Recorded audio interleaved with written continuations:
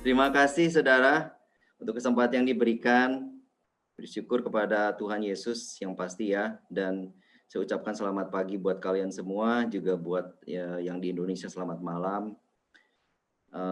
Hari ini saya dikasih kesempatan untuk sharing firman Tuhan. Terima kasih karena setiap kali saya dikasih kesempatan untuk sharing firman Tuhan itu sepertinya saya diingatkan lagi bahwa di tengah-tengah kesibukan, eh, di tengah-tengah segala yang dilakukan, kesibukan sehari-hari, kerja dan sebagainya, sepertinya Tuhan itu tarik saya lagi karena dengan adanya pelayanan sharing firman ini mau nggak mau saya itu banyak bertelut di hadapan Tuhan ya. Saudara, kita tahu semua kita udah dipimpin Tuhan di tahun 2020, kita sudah melaluinya, dan sekarang kita sudah masuk tahun 2021, sudah di akhir bulan Januari 2021. Saudara, kita semua mau berdoa walaupun kayaknya tahun 2021 itu nggak akan semakin gampang. Kita berdoa supaya Tuhan itu tetap lebih lagi memimpin saya dan saudara, bukan sekedar nanti di akhir tahun 2021 biasa-biasa aja, tapi di akhir tahun 2021 kita akan melihat bahwa Tuhan sudah membuat kita semua menjadi orang, menjadi pribadi yang jauh lebih baik, menjadi orang dan pribadi yang jauh lebih kuat, dan semua kita di tahun 2021 ini boleh mengalami pengalaman pribadi dengan Tuhan, karena saya percaya Tuhan yang terlebih rindu untuk memberikan setiap hari tuntunannya dalam hidup kita, sehingga kita itu boleh mengalami Tuhan secara pribadi lebih dalam lagi di tahun 2021 ini. Bersyukur juga buat setiap visi yang sudah diberikan di gereja kita, karena tahun ini adalah tahun influence atau tahun yang biar kehidupan kita itu punya pengaruh, punya dampak. Influence, pengaruh, saudara, suatu kata yang sepertinya gampang diucapkan, tapi waktu saya renungkan, nggak gampang untuk dilakukan. Karena kenapa saudara? Karena kita perlu terus setiap hari berurusan dengan Tuhan.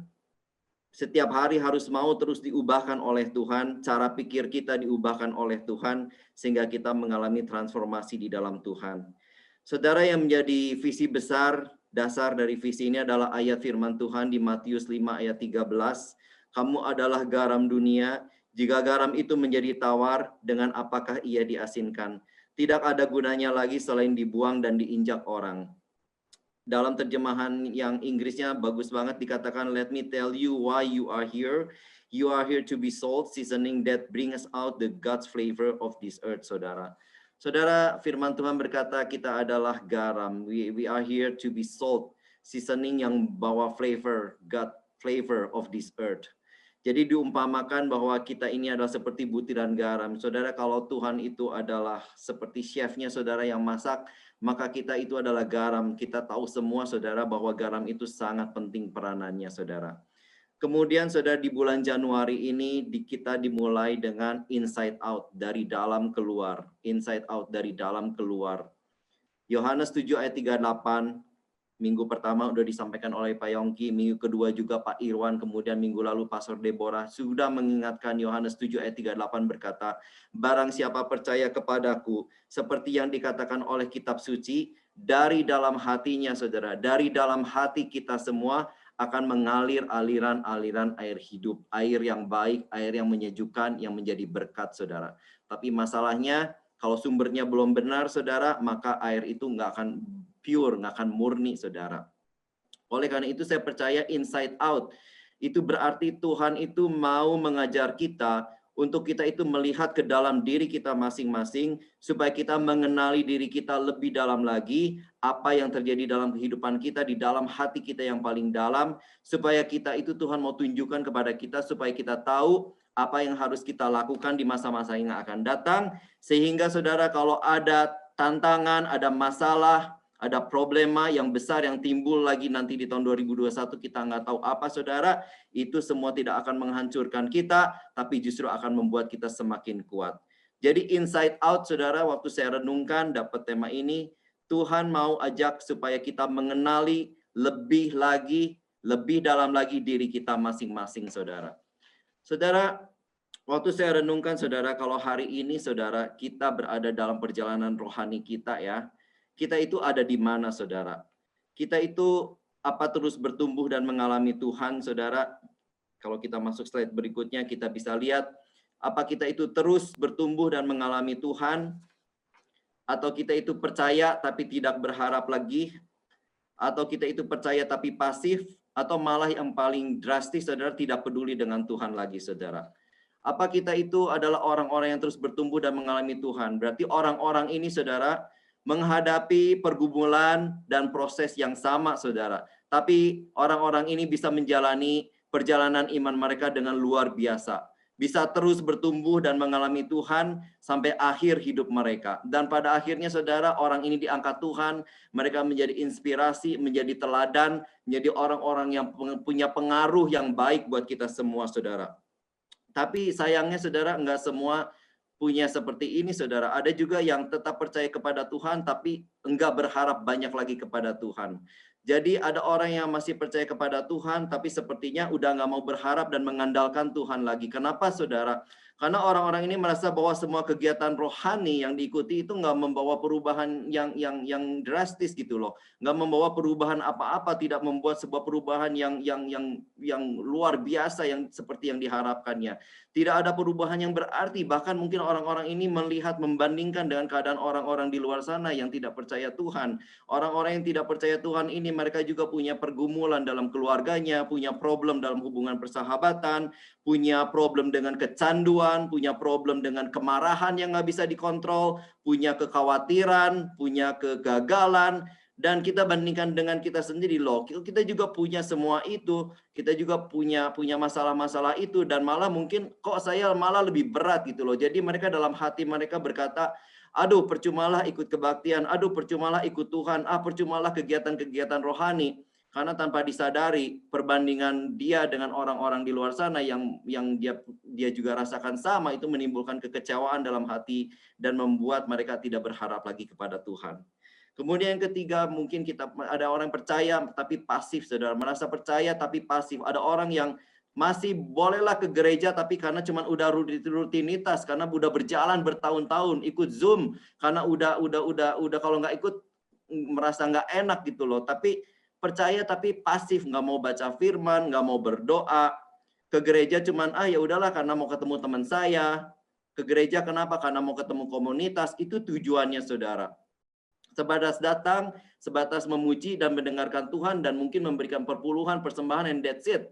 Kenapa begitu saudara? Karena masalahnya sama di dalam hati mereka. Mereka merasa kecewa dan mereka berkata bahwa semua kegiatan gereja ini kok dari dulu toh saya begini-begini terus, sama-sama aja, tidak ada perubahan. Padahal kita tahu saudara, visi Tuhan buat kita tahun ini menjadi influence itu bukan tujuan Tuhan dalam hidup kita. Tujuan Tuhan dalam hidup kita adalah supaya kita terus bertumbuh dan mengalami Tuhan. Kemudian yang keempat saudara, yang paling drastis, mereka udah nggak mau peduli lagi dengan Tuhan. Membuang iman mereka sepenuhnya. Karena mungkin dalam ikut Tuhan mengalami jalan buntu, mengalami kekecewaan yang nggak pernah berakhir, dikecewakan oleh teman-temannya yang dikatakan teman-teman seiman, tapi yang udah tahu banyak firman, tapi kehidupannya masih seenaknya yang nggak memberikan dampak saudara. Dan akhirnya mereka mental, dan akhirnya mereka memutuskan untuk tidak peduli dengan Tuhan karena mereka semua merasanya itu semuanya adalah omong kosong saudara. Saudara, kalau hari ini kita mau jujur saudara, kita tanya kepada diri kita sendiri masing-masing, saya itu ada di mana saudara? Saya itu ada di mana? Saudara, kalau kita emang benar mau menjadi garam, kalau kita mau menjadi influencer seperti visi Tuhan yang sudah berikan Tuhan dalam gereja kita dan kita mau ikuti, tentu kita mau adalah yang nomor satu, itu terus bertumbuh dan mengalami Tuhan secara terus-menerus, secara konstan saudara. Tapi bagaimana kalau ada yang percaya tapi sudah jarang atau bahkan sudah tidak mau mengandalkan Tuhan lagi? Bagaimana dengan yang percaya tapi pasif, tidak mau berdoa, tidak mau baca firman, atau tidak stabil saudara, kadang-kadang semangat, kadang-kadang turun, kadang-kadang udah cuek lagi sama Tuhan, tidak peduli dengan Tuhan, nanti balik lagi saudara, up and down. Apa yang terjadi saudara? Yang pasti bukan Tuhan yang salah, tapi yang pasti ada sesuatu di dalam diri kita. Makanya saudara, bukan kebenaran kalau bulan ini dikatakan inside out, dari dalam keluar saudara. Kenapa banyak orang gagal mewujudkan iman dalam kehidupan sehari-hari? Kenapa banyak orang gagal mengalami Tuhan secara nyata dalam kehidupan sehari-hari, saudara? Karena ternyata saudara, sadar nggak sadar, saudara, kita hari ini adalah produk kita dari masa yang lalu, saudara. Dan selama hidup itu, saudara, setiap orang itu ada potensi pernah disakiti, atau juga kita mungkin punya potensi untuk menyakiti orang lain, saudara. Ada hal-hal yang menyakiti kita di masa yang lalu, saudara. Dan mungkin tidak semua orang itu sadar ada luka di dalam hati kita, saudara. Ada di dalam luka, ada luka emosi di dalam dirinya. Saudara, mungkin dari masa kecilnya pernah di-abuse, mungkin pernah dihina, pernah dibully, kemudian dia tumbuh jadi remaja mengalami sesuatu lagi, kemudian kemudian menikah, di dalam pernikahan mungkin juga pernah disakiti, saudara. Kemudian di dalam pekerjaan mungkin teman kerjanya pernah menyakiti atau bosnya pernah menyinggung dia. Jadi dalam banyak hal di dalam setiap musim kehidupan kita, dalam setiap masa kehidupan kita, saudara, ada banyak hal yang bisa melukai kita dan kita cenderung untuk udahlah lupakan aja gitu loh, saudara. Bukan mengampuni, bukan memaafkan, tapi lupakan. Tapi sebetulnya luka itu masih membekas di dalam kehidupan kita masing-masing. Dan kalau kita bawa terus setiap luka ini, saudara, sedikit demi sedikit, maka hidup kita itu akan sangat melelahkan dan kita enggak bisa mengalir dari dalam hati kita itu seperti yang tadi dikatakan aliran-aliran air hidup. Bahkan setiap luka ini akan membuat kita frustasi dan akan mencelakakan kita, saudara. Saya pernah baca di bukunya Max Lucado, saudara, dikatakan bahwa orang yang berjalan dengan luka-luka yang terus dibawa seperti orang yang berjalan mendaki gunung sambil bawa backpack, saudara, bawa tas di belakang punggungnya, dan setiap kali dia lewat, dia temu batu kerikil, dia masukkan batu kerikil itu ke dalam tas backpacknya. Setiap jalan dikit lagi dia masukkan lagi, saudara, batu kerikil itu ke dalam tasnya, dan lama-lama tasnya itu menjadi berat. Perjalanan dia mendaki gunung itu semakin berat, saudara. Saudara, demikian juga kalau kita bawa setiap luka yang nggak kita sembuhkan, saudara, nggak izinkan Tuhan sembuhkan kita, saudara. Perjalanan hidup ini akan melelahkan, akan membuat kita frustasi, saudara, dan kita nggak bisa maksimal hidup kita bersama dengan Tuhan. Karena Tuhan itu mau kita tumbuh terus secara rohani, saudara, secara dewasa, secara emosi kita, saudara, nggak peduli umur kita udah berapa, tetapi saudara, kedewasaan emosi, kedewasaan rohani, saudara, itu diperlukan kerjasama dengan Tuhan. Karena pertumbuhan dewasa secara rohani dan emosi itu harus berjalan bersama-sama, saudara. Banyak orang gagal karena mereka ikut Tuhan, gagal nggak bisa jadi seperti bertumbuh dan mengalami Tuhan terus menerus, saudara, karena sadar nggak sadar ada luka yang dibawa terus di dalam hati masing-masing, saudara. Akhirnya setiap kali kita mengalami sesuatu, saudara, masa lalu itu mengganggu kita lagi dan akhirnya menghalangi, bahkan bisa menghancurkan semua yang kita bangun. Iblis pakai, saudara, tahu kesempatan itu untuk mengorek luka lama, untuk menghancurkan, untuk mencuri, untuk membunuh damai sejahtera kita, untuk menghancurkan, saudara, kita punya sukacita dan sebagainya, saudara. Saudara, mungkin kita sampai saat ini udah tahu banyak tentang Tuhan. Tapi hari ini mari kita izinkan Tuhan periksa kita, saudara. Kalau Tuhan itu datang sebagai seorang dokter hari ini, Tuhan itu mau kita itu bantu kita, Tuhan itu mau kita buka hati kita, saudara, untuk bisa menyelesaikan area-area yang bermasalah di dalam emosi kita, saudara, di dalam hati kita yang paling dalam. Karena semua luka itu ada yang nggak bisa sembuh dengan sendirinya, saudara. Ada yang bisa cepat sembuh, ada yang lama sembuhnya. Samalah seperti kalau kita luka badan, saudara, kalau yang jatuh, saudara. Ada yang bisa lukanya sembuh, ada cepat sembuh, ada yang lama sembuh. Tapi apapun itu, saudara, luka itu harus di-treat, harus di-take care, dan harus dibersihkan. Luka itu harus disentuh, saudara. Kalau kita jatuh, saudara, lutut kita luka misalnya jatuh, saudara, walaupun kita nggak bisa bilang, nggak mau disembuhin, nanti juga sembuh sendiri. No, saudara, kita harus, luka itu harus dikasih betadin. Sakit, iya, saudara, mungkin luka itu harus mengeluarkan nanah, luka itu harus mengeluarkan darah, tetapi itu yang harus dilakukan supaya sembuh, saudara. Demikian juga luka kita di dalam emosi kita, saudara. Memang mungkin nggak enak, saudara, diingatkan lagi akan masa lalu kita yang nggak enak, yang sakit. Tapi kalau kita mau, saudara, tahun ini menjadi mengalir aliran hidup, kita mau biarkan Tuhan itu masuk ke dalam hati kita yang paling dalam untuk menyembuhkan kita, saudara.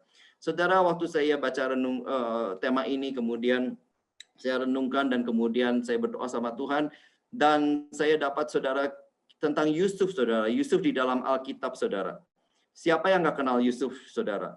Yusuf waktu kecil, kita tahu dari dalam Alkitab, kalau kita baca, dia dapat mimpi dari Tuhan waktu kecil, saudara. Sama mungkin seperti kita waktu kita pertama kenal dengan Tuhan, kita semangat, kita dapat seperti kayak impian yang besar untuk mencapai sesuatu yang besar dengan Tuhan. Kira-kira seperti itu, saudara.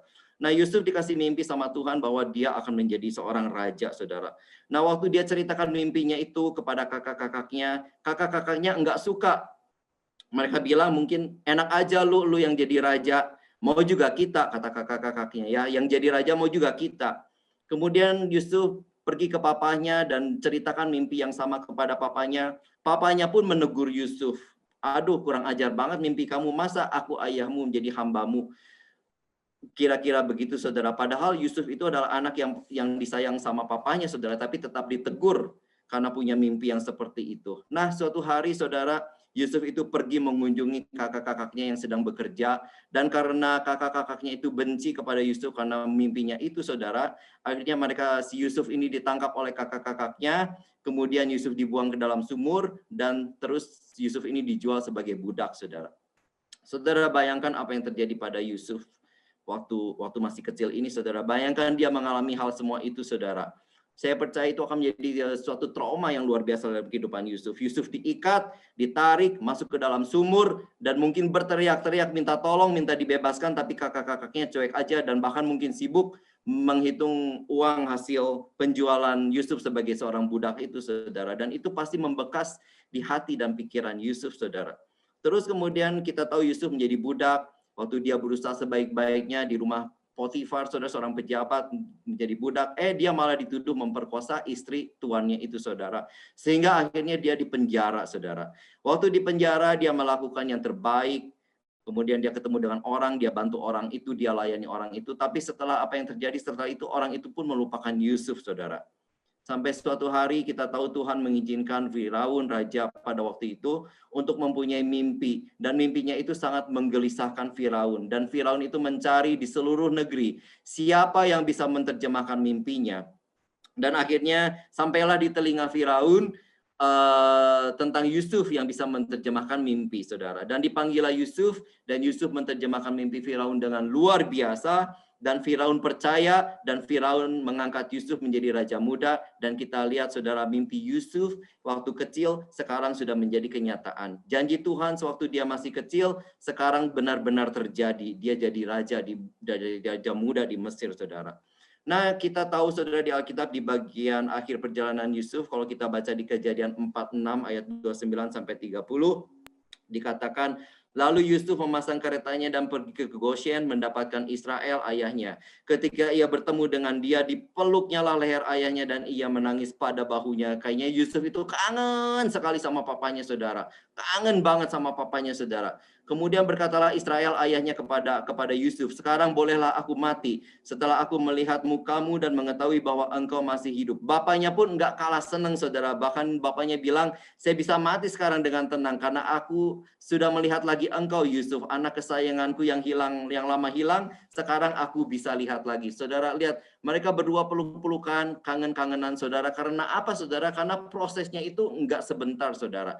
Prosesnya itu lama loh, saudara. Proses waktu dari pertama Yusuf dijual, ketemu lagi dengan papanya sekarang, itu kira-kira 20 tahun atau bahkan lebih, saudara. Nah, saudara, lihat ini, waktu kita baca papanya senang sampai menangis melihat Yusuf masih hidup, kita lihat, wow, this is a very good end of the story. Suatu akhir cerita yang luar biasa. Yusuf ketemu lagi sama papanya.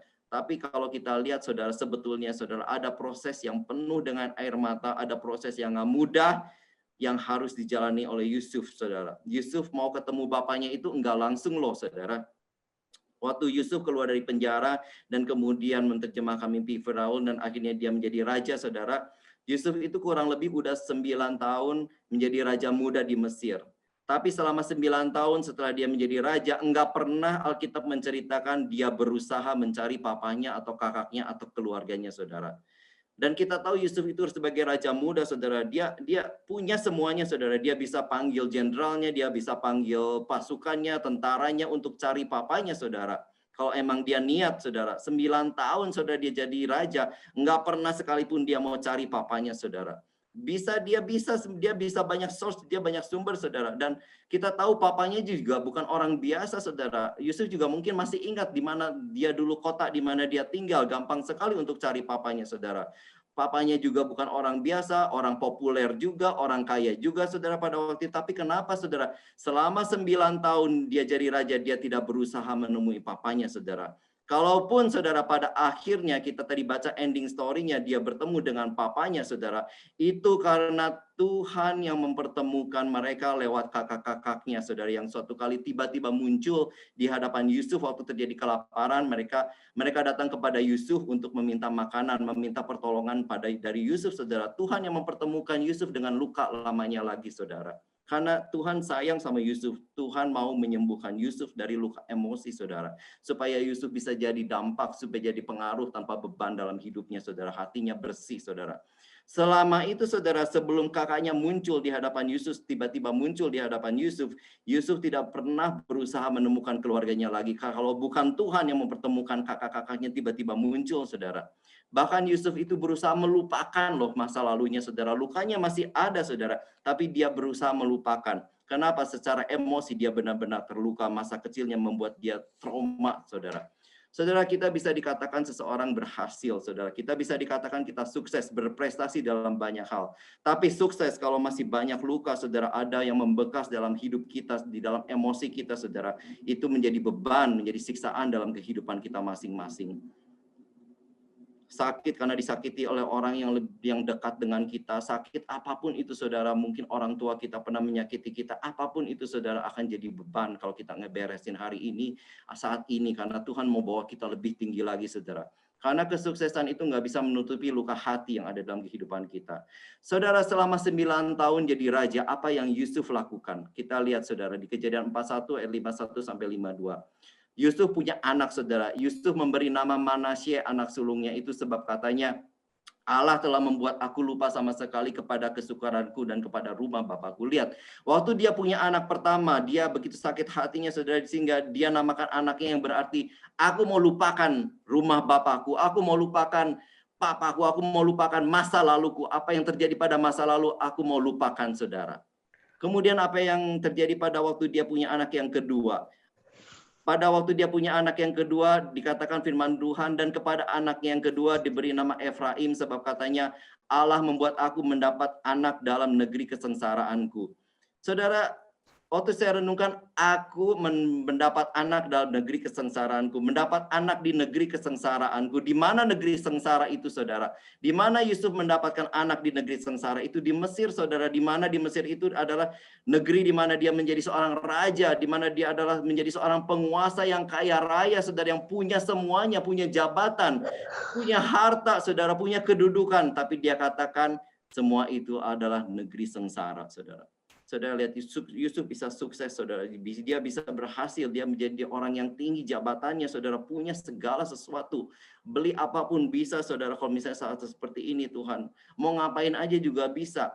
Tapi, saudara, dia bilang itu semua adalah kesengsaraan. Kenapa, saudara? Karena ada yang belum dilepaskan, ada yang belum dipulihkan di dalam hidupnya. Dan dia tersiksa, saudara. Saudara, seperti Yusuf, kita bisa berhasil, saya bisa berhasil, saudara semua bisa berhasil, semua bisa berprestasi, saudara. Kita boleh mengalami berkat, kita boleh ketawa-ketawa hari ini, saudara. Tetapi di balik semua itu, di dalam hati kita, saudara, kalau kita masih ada luka emosi yang kita alami dalam perjalanan kita ini, kita tidak akan mengalami Tuhan secara maksimal, saudara. Dan kita akan selalu bolak-balik dari posisi yang kedua, percaya kepada Tuhan, tapi enggak mau mengandalkan Tuhan. Mau percaya kepada Tuhan tapi pasif, selalu bolak-balik seperti itu, saudara. Dan mungkin kadang-kadang kita benar-benar percaya dan mau mengalami Tuhan, tapi kayaknya up and down, saudara. Tapi Tuhan mau hari ini kita tetap terus di posisi yang pertama, apapun yang terjadi, saudara. Tuhan mau kita tetap mengandalkan Tuhan, percaya kepada Tuhan, dan mengalami apapun itu, sepahit apapun itu pengalaman kita berjalan dengan Tuhan, saudara. Karena Tuhan itu mendewasakan kita terus secara rohani, saudara. Hidup kita itu biar berkembang secara seimbang, dan kita harus izinkan Tuhan untuk memulihkan, mendewasakan kita, saudara. Saudara, saya sharing firman ini juga dari pengalaman pribadi, saudara. Saya bisa sharing firman Tuhan hari ini, tapi dalam hidup saya juga saya sering merasa frustasi, saudara. Makanya bukan suatu kebetulan Tuhan izinkan saya untuk sharing firman ini, supaya bisa belajar, saya juga bisa melihat ke dalam diri saya apa yang sebenarnya terjadi dalam kehidupan saya. Demikian juga dengan saudara-saudara, kalian lihat masing-masing di dalam hati saudara, apa yang harus dibenahi. Karena kalau banyak hal frustasi, saudara, banyak kecewa, akhirnya saudara apapun yang kita bangun itu akan kacau, saudara, akan hancur, dan nggak akan bikin happy, saudara. Saudara, saya pernah dapat pelajaran ini, lihat gambar ada gunung es, saudara, dan di gunung es ini kalau kita lihat yang di atas permukaan 10%, tapi yang ada di dalam itu 90%, saudara. Saudara, apa yang kelihatan selama ini cuma 90%, tapi yang 90%-nya itu, saudara, yang ada hati kita. Apa kita sudah izinkan Tuhan masuk ke dalam hati kita yang paling dalam? Izinkan Tuhan untuk memperbaiki area-area yang selalu kita usaha tutupin, selalu yang kita sembunyiin, yang selalu kita pakai topeng, saudara, tapi sebetulnya masih belum pulih, saudara, 100%. Atau kita sudah tahu kita harus berubah, kita mengalami perubahan dalam hidup kita, tapi saudara, perjalanan iman kita bersama dengan Tuhan akan selalu berputar-putar kalau kita nggak mau biarkan Tuhan masuk ke dalam hati kita yang paling dalam. Karena kita berkata percumalah, toh dari tahun ke tahun juga hidup saya tidak berubah, masih begini-begini juga, nggak banyak perubahan drastis, dari dulu sampai sekarang sama. Kenapa, saudara? Karena ini loh yang di bawah ini, saudara, kita belum izinkan Tuhan masuk 100% untuk masuk ke dalam hati kita yang paling dalam. Hari ini, saudara, saya nggak tahu keadaan saudara, tapi saya rasakan bahwa ini yang Tuhan mau sharekan. Izinkan Tuhan masuk ke dalam hati yang paling dalam untuk memperbaiki apa yang ada di dalam, saudara. Kenapa? Karena kita tahu, saudara, seperti gambar tadi, saudara, yang 10% itu punya pengaruh, ya, yang kita tahu itu cuma 10%, saudara, yang punya pengaruh dalam kehidupan saya dan saudara. Kita tahu, saudara, kita tahu banyak, tapi cuma 10%, saudara, dampaknya. Kita tahu seharusnya, kita tahu, saudara, firman Tuhan berkata jangan jadi pemarah misalnya, saudara. Kita tahu dalam otak kita, saudara, dalam hati kita, dalam pikiran kita yang kelihatan 10%, kita bilang, oh aku tahu nggak boleh marah, nggak boleh marah, nggak boleh marah, saudara. Tapi begitu hal-hal yang sepele, misalnya ada orang salib aja di waktu kita nyetir, saudara, tiba-tiba meledak kemarahan kita, saudara. Karena, saudara, bukan apa yang kita tahu, saudara, tapi apa yang ada di dalam ini, saudara, apa yang ada di dalam 90% di dalam ini yang meledak keluar, saudara. Karena yang 10% itu cuma dampaknya yang kita tahu itu kecil, tapi yang di dalam ini yang meledak, saudara. Emang saudara nggak gampang melewati proses ini, nggak enak, saudara. Waktu luka disembuhkan itu nggak enak, saudara. Waktu luka itu disentuh lagi, saudara, sakit, saudara. Waktu digali lebih dalam lagi, nggak enak, saudara, menyakitkan. Itu nggak enak. Seperti Yusuf, saudara, sengaja Tuhan pertemukan lagi dengan kakak-kakaknya, itu nggak enak mungkin, saudara. Nah, kita baca, saudara, gimana Yusuf menangis, Yusuf bergumul, saudara. Seperti Yusuf tidak membiarkan Tuhan itu masuk dalam hatinya untuk memperbaiki, saudara. Dia sukses, dia bangga, saudara, tapi dia nggak mengizinkan Tuhan masuk ke dalam hatinya yang paling dalam. Demikian juga dengan saya dan saudara, problemnya adalah kalau ada kecewa, ada marah, ada yang enggak benar, itu semua akan menghambat perjalanan hidup kita bersama dengan Tuhan, dan kita pasti nggak akan maksimal hidup bersama dengan Tuhan, saudara. Masa lalu yang nggak benar, masa lalu yang mengikat itu akan selalu merusak apa yang sedang kita bangun sekarang. Sekarang ini mungkin ada yang terluka juga, saudara, mungkin gara-gara COVID ini, ada yang kecewa sama Tuhan karena rencananya batal, apa yang kita harapkan mungkin nggak terjadi, ada yang banyak kehilangan pekerjaan, bahkan ada yang jadi sakit, kecewa sama Tuhan, dan sebagainya, saudara. Tapi jangan sampai semua itu, saudara, membuat kita kecewa, membuat sakit. Tapi kalaupun sakit, kita harus izinkan Tuhan untuk masuk, untuk memulihkan kita.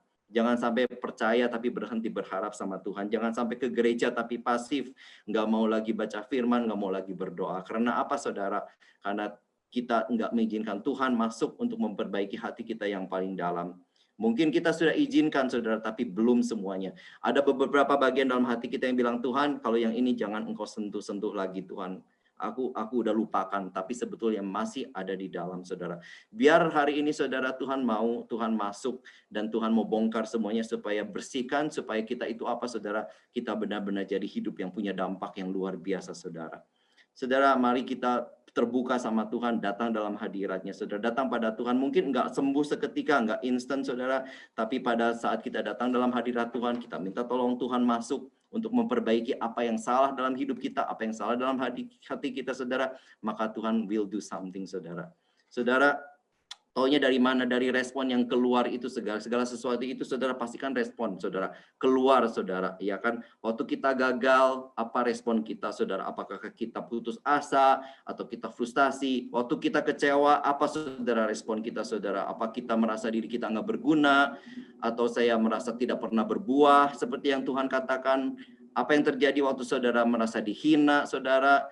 Atau sebaliknya, saudara, apa respon Anda waktu Anda sukses? Apa merasa, wah ini adalah semua berkat saya, kerja keras saya? Apa respon saudara pada saat berhasil? Apapun itu, saudara, responnya lihat, saudara. Lihat, saudara. Dari kata-kata kita yang keluar, lihat, saudara. Firman Tuhan berkata, adakah sumber memancarkan air dan air tawar dan air pahit dari mata air yang sama? Saudara, dari respon yang keluar dari dalam hati kita, Tuhan akan menunjukkan apa yang terjadi dengan saya dan saudara yang sebenarnya, saudara. Kenapa ya kok saya itu masih sering takut, khawatir? Saudara, kalau takut itu kayak misalnya kita buka pintu, saudara, kemudian kita lihat ada binatang, ular atau apapun. Nah, wah kita takut, saudara. Ya kan? Tapi dibilang kalau takut itu di dalam firman Tuhan, kasih itu akan, makanya kita perlu kasih Tuhan supaya kita itu nggak takut. Tapi kalau khawatir itu, saudara, kita pikiran kita itu untuk sesuatu yang belum terjadi. Kita khawatir, wah nanti kalau buka pintu saya, kalau ada binatang gimana, itu khawatir, saudara. Tapi kalau khawatir, Tuhan bilang serahkan semua kekhawatiran kita kepada Tuhan. Jadi apapun, saudara, jawabannya itu pasti Tuhan, saudara.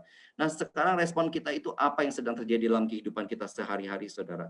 Jangan pernah abaikan respon yang muncul dalam hati kita, karena apa respon yang muncul dalam hati kita itu menunjukkan apa yang ada 90% di bawah ini, saudara, di dalam ini, saudara, yang nggak kelihatan ini, saudara. Waktu marah-marah, apa kata-kata saya kotor, apa kata-kata saya sangat cursing atau toxic.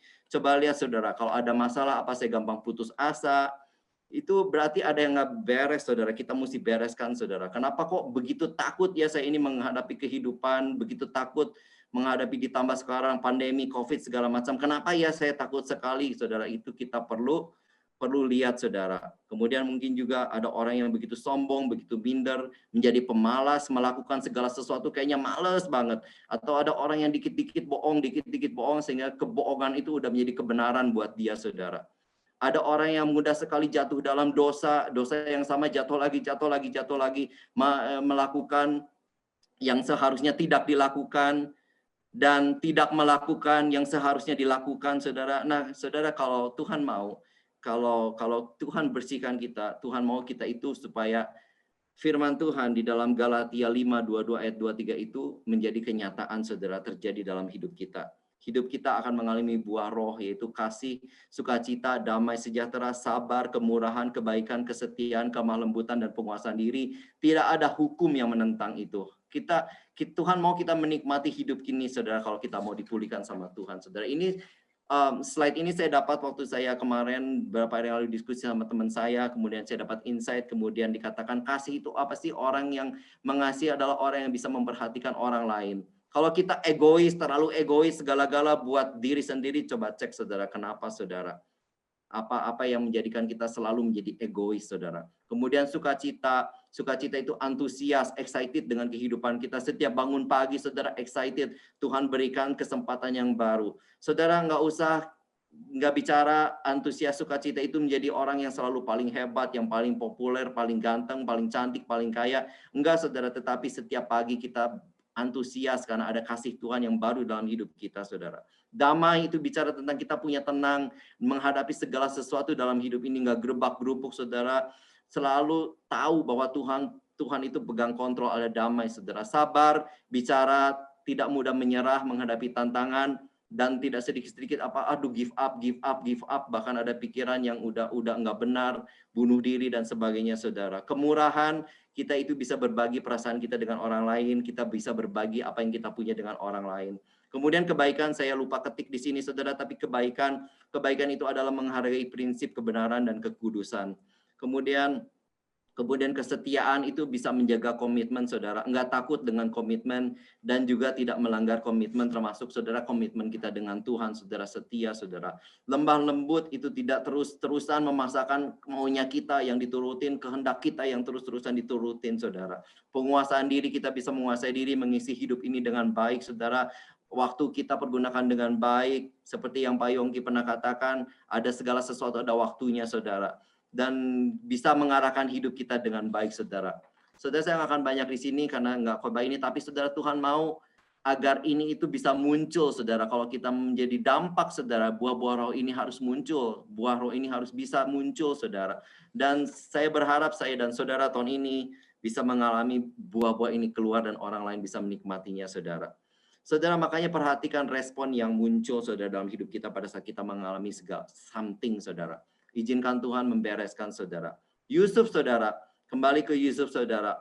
Waktu ketemu kakak-kakaknya, responnya apa saudara? Waktu Tuhan sengaja pertemukan dengan luka lama saudara. Ya kan, yang dia tadi berusaha lupakan di negeri kesengsaranya segala macam. Tapi tiba-tiba Tuhan karena sayang kepada Yusuf, diketemukan lagi dengan luka lamanya saudara. Kemudian apa yang Yusuf lakukan? Kejadian 42 ayat 24 dikatakan, Yusuf mengundurkan diri dari mereka lalu menangis. Kemudian ia kembali kepada mereka dan berkata-kata dan mereka, ia mengambil Simeon dari antara mereka lalu disuruh belenggu di depan mata mereka. Lihat apa yang Yusuf lakukan, respon yang Yusuf lakukan pada saat Tuhan mempertemukan dengan luka lamanya saudara.